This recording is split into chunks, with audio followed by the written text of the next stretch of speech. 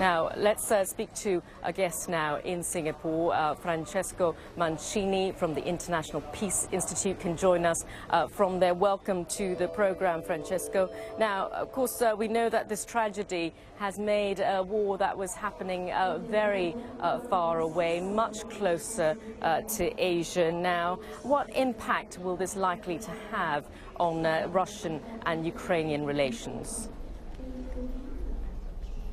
Thank you. Good morning. Thank you for having me. You know, some people have been saying that this is a complete game changer. In reality, what I think is this is going to be more an accelerator of the crisis. And what I mean by that is, although this could be an opportunity for Putin to cut his relationship with the rebels, I don't think he won't. I think his calculation of Russia's influence and in Ukraine and the importance of Ukraine for national security interest will not change. He will continue to blame Ukraine for the disaster. Secondly, there will be more sanctions, and that will create more tension between the Western world and Russia. And finally, I think that the president of Ukraine will receive more international support. In fact, he already started to frame this crisis as an act of terrorism.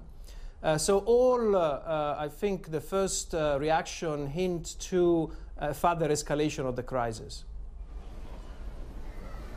A further escalation, you say. A lot of concerns about sanctions on Russia, Russia potentially being even more isolated due to all the anger aimed at them at this. But tell us, just how big a role will the UN play in this? Will there have to be a United Nations brokered peace deal?